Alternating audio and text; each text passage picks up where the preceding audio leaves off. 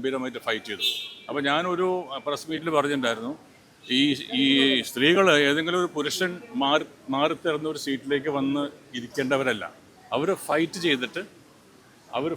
ചെയ്തിട്ട് വേണം വിജയിക്കാനായിട്ട്. അതാണ് ഇന്നിപ്പോൾ സംഭവിച്ചത്. അതാണ് അവർ ഫൈറ്റ് ചെയ്തു, ഗംഭീരമായിട്ട് ഫൈറ്റ് ആയിരുന്നു അവർ. അത് ശരിക്കും അവർ രാവും പകലും ഇല്ലാതെ അവർ ഫൈറ്റ് ചെയ്തതിൻ്റെ വിജയമാണ്. അത് ഞാൻ വാസ്തവത്തിൽ എൻ്റെ ആശയത്തിൽ അവർ ഫൈറ്റ് ചെയ്തു, ആ വിജയം അവർ കണ്ടെത്തി. അപ്പോൾ അത് സ്ത്രീകൾ വരണമെന്നുള്ള എൻ്റെ ആഗ്രഹം അത് സഫലമായി എന്നുള്ളതാണ്. എൻ്റെ പരാജയം ഒരു പ്രശ്നമല്ല. പക്ഷേ ഞാൻ ഉണർത്തുന്ന കുറേ കാര്യങ്ങളുണ്ട് എബൌട്ട് അമ്മയിൽ ഒരുപാട് പരിഷ്കാരങ്ങൾ കൊണ്ടുവരുന്നൊരു ആഗ്രഹം വെച്ചിട്ടാണ് ഞാൻ ഇതിൽ വന്നത്. ആ കാര്യങ്ങൾ മുഴുവനും ഞാൻ പ്രോമിസ് ചെയ്തിട്ടുള്ള എല്ലാ പരിഷ്കാരങ്ങളും ഞാൻ അമ്മയോട് ഈ ടീമിനോടൊപ്പം തന്നെ നിന്നുകൊണ്ട് അത് ഞാൻ നടപ്പിലാക്കും. അത്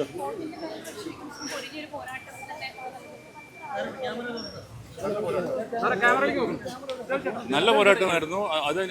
അതിൻ്റെ ആ പോരാട്ടത്തിൻ്റെ കയ്യിൽ ഞാനും പിന്നിൽ പോയിട്ടില്ല. നല്ല സ്ട്രോങ് ആയിട്ട് തന്നെ ഉണ്ടത്. പക്ഷെ അത് ഒരു എഡ്ജ് ഓവർ കിട്ടി. എപ്പോഴും ഒരാൾ വിജയിക്കും, ഒരാൾ തോൽക്കില്ല.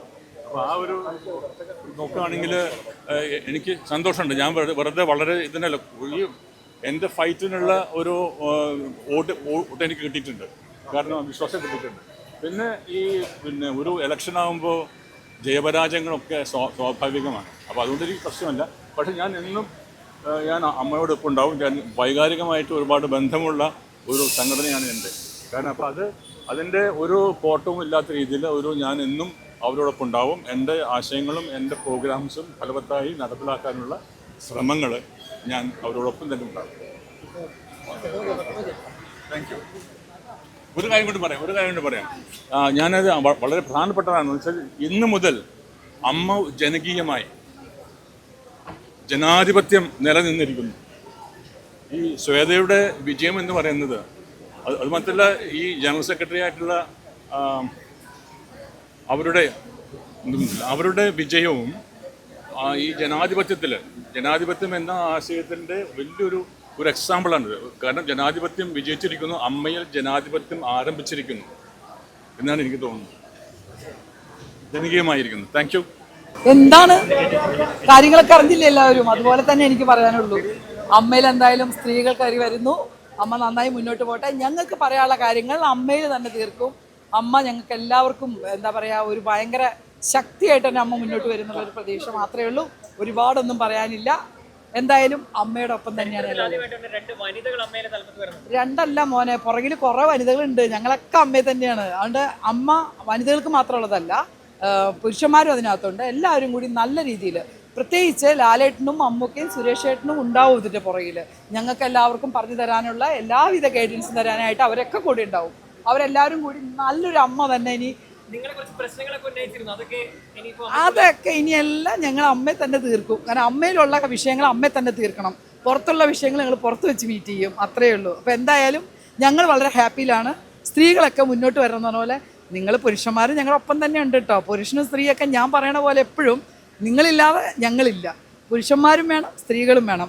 രണ്ടും തുല്യരാണ്. ഒരു പടി ഞാൻ എപ്പോഴും ആണുങ്ങൾക്ക് മുൻപ് കുറച്ച് സ്ഥാനം കൂടുതൽ കൊടുക്കുന്നു. ഇപ്പോഴും അങ്ങനെ തന്നെ, വേറെ ഒന്നുമില്ല.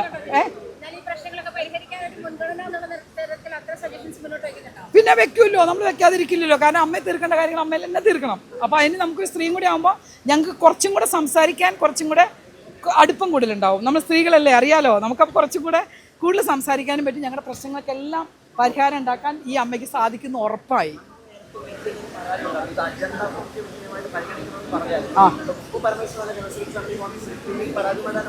പരാതിയായിട്ട് തന്നെ മുന്നോട്ട് പോകും. കാരണം വെച്ചാൽ അത് പരാതിയല്ലല്ലോ, അമ്മയ്ക്കകത്ത് നടന്ന വലിയൊരു സംഭവമാണ്. ആ സാധനം നമ്മൾ അമ്മയെ സംസാരിക്കും, പുറത്ത് പറയേണ്ട കാര്യമില്ല. ഞങ്ങളുടെ അമ്മ എന്ന് പറഞ്ഞ സംഘടനയ്ക്ക് അകത്തുള്ള കാര്യങ്ങൾ അകത്ത് തന്നെ ഇത്രയും ശക്തമായ ആൾക്കാരുള്ളപ്പോൾ അവരെല്ലാവരും കൂടെ തന്നെ പരിഹരിക്കും എന്നുള്ളതാണ് എൻ്റെ ഉറച്ച വിശ്വാസം. നമ്മൾ കേരളത്തിൻ്റെ ഒരു കാര്യം നോക്കുകയാണെങ്കിൽ, ഇപ്പോൾ ഹേമ കമ്മിറ്റി വന്നപ്പോൾ ഇപ്പോൾ അൽ ജസീറ അടക്കമുള്ള ചാനലുകളിൽ സ്ത്രീകളിൽ ഇവിടെ ഒരുപാട് പീഡനം നടക്കുന്നതുപോലെ ഇവിടെ വളരെ മോശം അവസ്ഥയാണ്, കേരളത്തിൽ ഏറ്റവും മോശം സാഹചര്യമാണെന്നുള്ള വാർത്തകൾ പുറത്തു പോകാറുണ്ട്. പക്ഷെ നമ്മൾ സത്യത്തിൽ അങ്ങനെയല്ല.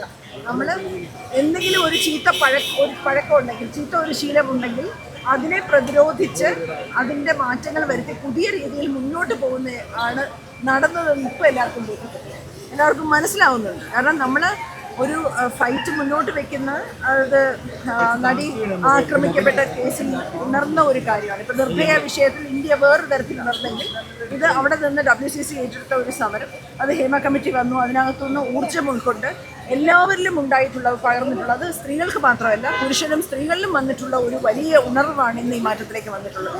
ഈ ജയം തീർച്ചയായിട്ടും സ്ത്രീകൾ മാത്രം സ്ത്രീകൾ മാത്രം നടത്തിയ ഒരു ഫൈറ്റ് അല്ല, പുരുഷന്മാരുടെയും കൂടെ ഫൈറ്റ് ആണെന്ന് ഞാൻ പറയും. ഉന്നയിച്ച ആരോപണമല്ല, സ്ത്രീകളെ മുന്നിൽ നിർത്തിയാണ് പലപ്പോഴും ആരോപണങ്ങൾ പലരും ഉന്നയിച്ചിട്ടുള്ളത്.